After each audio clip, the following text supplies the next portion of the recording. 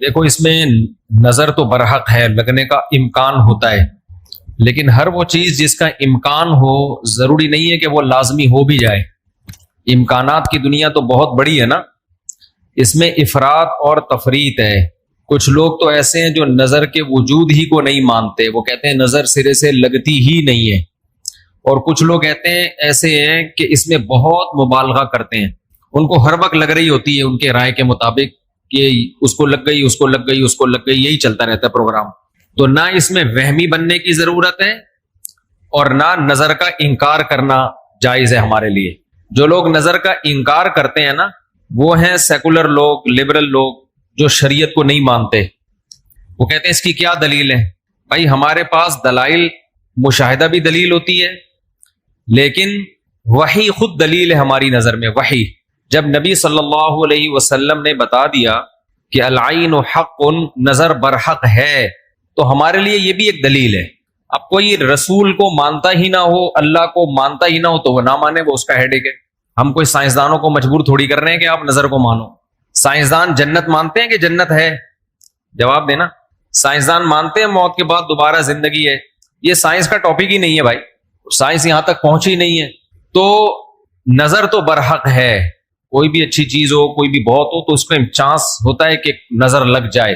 نبی صلی اللہ علیہ وسلم نے فرمایا اگر کوئی چیز تقدیر پر غالب آ سکتی تو وہ نظر ہوتی، اور نظر اونٹ کو ہانڈی تک پہنچا دیتی ہے۔ اچھا والا اونٹ ہوتا ہے، نظر لگی گیا۔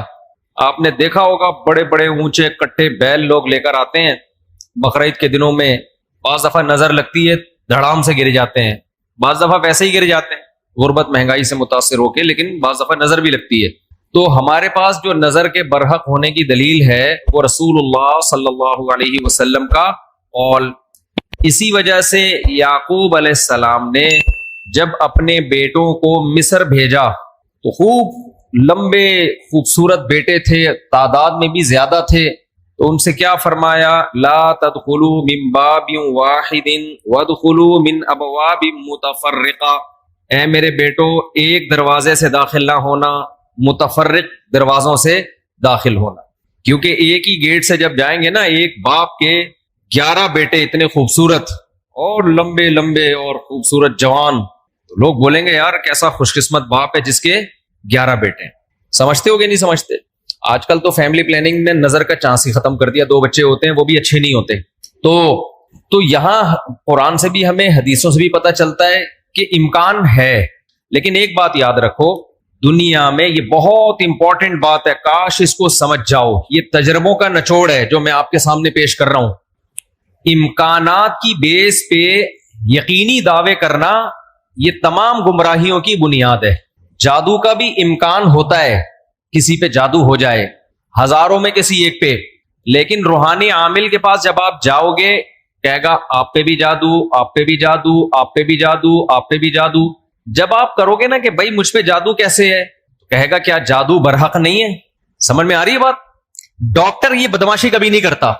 آپ ڈاکٹر کے پاس جاؤ، آپ کے گردے میں پین ہو رہا ہے، وہ چیک کرے گا کہ گیس کا پین ہے یا پتھری کا پین ہے، کیونکہ ڈاکٹر اس کا علم ہے باقاعدہ۔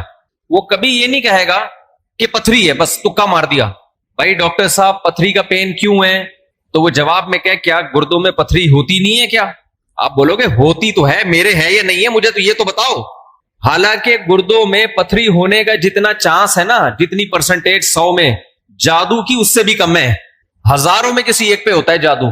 لیکن عاملوں کے پاس جب آپ جاؤ، یہاں الحمدللہ کچھ عامل ہیں جو میرے خلاف ایک فل پروپیگنڈا شروع کیا ہوا، اتنی خوشی ہوتی ہے مجھے، میں آپ کو بتا نہیں سکتا، جب عامل میرے خلاف بولتے ہیں اتنی خوشی ہوتی ہے، اور میں کہتا ہوں کمبختو تمہارے پاس جادو، چڑیل، جن، بھوت، تم میرے خلاف بولتے کیوں؟ نقصان پہنچا دو یار۔ تو اس سے ان کا کمزور ہونا اور ثابت ہو جاتا ہے کہ یہ ان تلوں میں تیل نہیں ہے۔ خیر میں نظر کے موضوع کو مکمل کروں، کیونکہ روحانی عاملوں کی بات آتی ہے تو مجھے ان کے خلاف بولنے میں سا خون بڑھتا ہے، میرا ایک دم جوش میں آ جاتا ہوں، ایسا لگتا ہے کچھ نہیں بھی کھایا ہو پاور آ جاتی ہے باڈی میں۔ ان کے خلاف بولنے میں مزہ بہت آتا ہے، صرف مسجد کا تقدس ہے، باہر آؤ تو اس طرح نہیں بولوں گا، انگلش میں بھی گالیاں دوں گا، پنجابی میں بھی، اردو میں بھی۔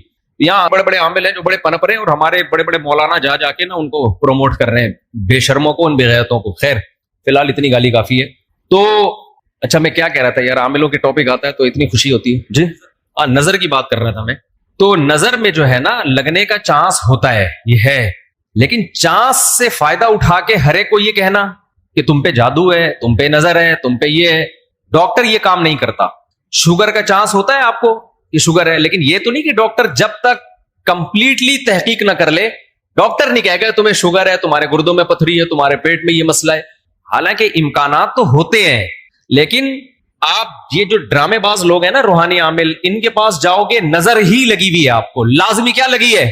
کیونکہ جب کسی کے پاس کوئی فن نہیں ہوتا، علم نہیں ہوتا، تو وہ سب کچھ جانتا ہے. پھر سمجھ رہے، ڈاکٹر کے پاس علم ہوتا ہے کڈنی کا، لہذا تحقیق کرے گا، 100 میں 2 کو کہہ دے گا تیرے گردے خراب ہیں.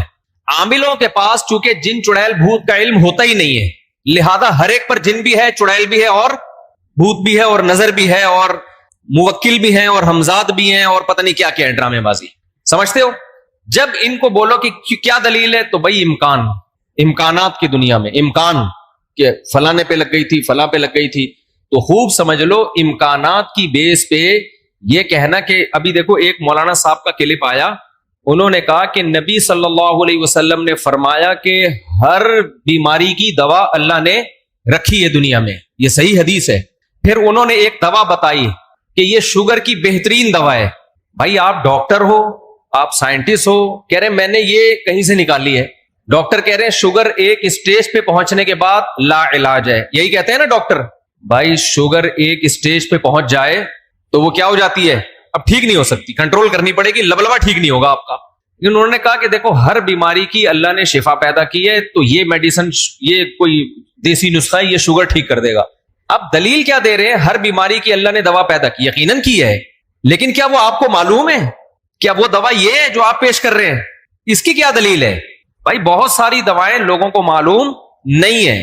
تو اب یہ سمجھیں کہ 2 انتہائی میں جلدی سے کمپلیٹ کروں اس موضوع کو، کہ نظر لگنے کا چانس ہوتا ہے، لیکن یہ نہیں ہے کہ جو بھی کوئی اچھی چیز ہوگی کچھ بھی ہو جائے اس کو نظر ہی لگی ہے. تو یہ وہم کی دنیا سے باہر نکلنا چاہیے. جو سیکولر لبرل لوگ ہیں جو نظر کا بالکل انکار کرتے ہیں، وہ کہتے ہیں فلاں فلاں پہ کیوں نظر نہیں لگی، وہ اتنے ہینڈسم اتنے خوبصورت لوگ ہیں، فلاں کی آواز اتنی اچھی، ان پہ نظر کیوں نہیں لگی. تو اب اصول سمجھیں، نظر لگنے کے لیے علماء نے قاعدہ ضابطہ بیان کیا ہے، جو چیزیں مشہور ہوتی ہیں نا ان کو اکثر نظر نہیں لگتی. نظر ہمیشہ اچھمبے کی چیز کو، اچانک، جیسے میں لوگوں سے کہتا ہوں بھائی آپ انتہائی غریب تھے، سائیکل بھی نہیں تھی آپ کے پاس، اچانک آپ کے پاس بہت زیادہ پیسہ آ گیا، اور علاقہ بھی وہی ہے، رہتے اسی غریبوں کے محلے میں ہو، گندے نالے پہ رہتے ہو، سائیکل پہ تھے، اچانک لینڈ کروزر آ گئی آپ کے پاس. یہ جو اچانک والا کام ہوا ہے نا، اس میں نظر لگنے کا چانس ہوتا ہے. سمجھ میں آ رہی ہے بات؟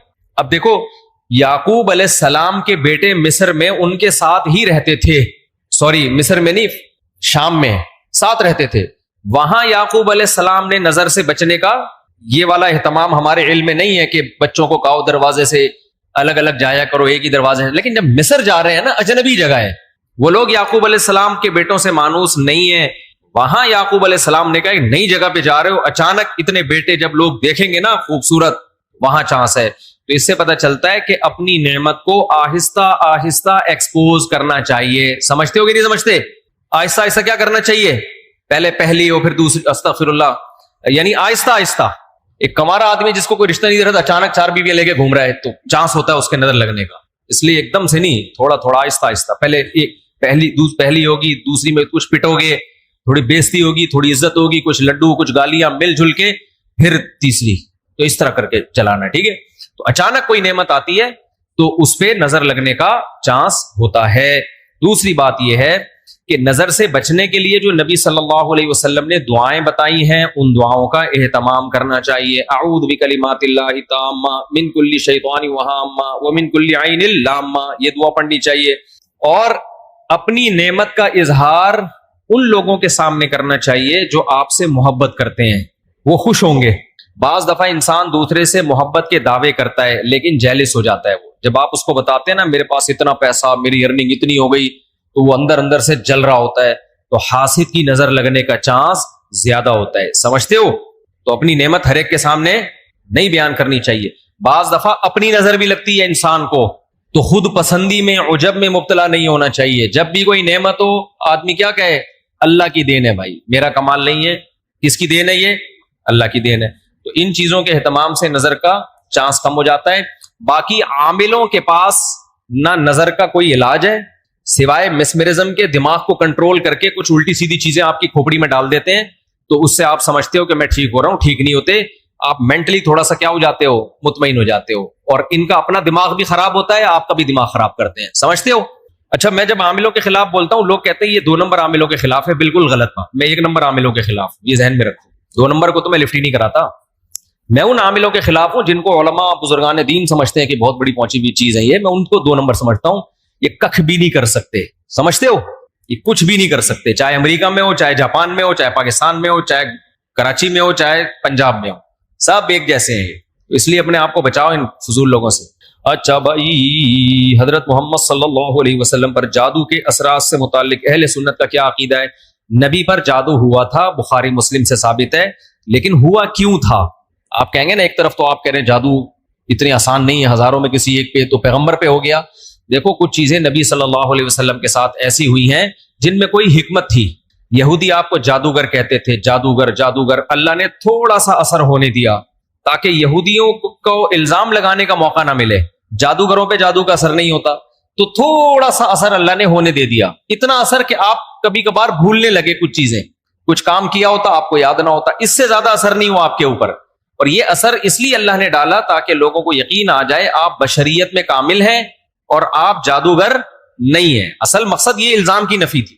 اگر یہ اتنا آسان ہوتا تو ابو بکر پہ کیوں نہیں ہو گیا میرے بھائی, حضرت عمر پہ کیوں نہیں ہو گیا, حضرت عثمان پہ کیوں نہیں ہو گیا, سیدنا علی پہ کیوں نہیں ہو گیا؟ یہ تو ایک تماشا بنا لیتے لوگ. فرعون کے موسیٰ علیہ السلام کے مقابلے میں جادوگر آئے ہیں. آپ لوگ کو آواز صحیح آ رہی ہے؟ گونج تو نہیں رہی ہے آواز؟ مجھے تو گونج رہی ہے آواز. بھائی, موسیٰ علیہ السلام کے مقابلے میں جادوگر آئے. قرآن کہتا ہے یخیل الیہ من سحرہم انہا تسعی. جادوگروں نے دماغ کو ایسا کیپچر کیا ہے کہ دیکھنے میں ایسا لگا کہ یہ لاٹھیاں نہیں بلکہ سانپ ہیں. حقیقت میں وہ لاٹھیاں سانپ نہیں بنی تھی, دماغ میں کچھ انہوں نے ایسا کیا ہے نا کہ یخیل, خیال پیدا ہوا کہ یہ لاٹھیاں نہیں بلکہ کیا ہے, سانپ. دیکھو, انبیاء کے دماغ کو ایسے کیپچر نہیں کیا جا سکتا, لیکن اللہ نے یہاں ہونے دیا. موسیٰ علیہ السلام کو بھی ایسا لگا کہ یہ لاٹھیاں نہیں بلکہ کیا ہے, سانپ ہیں.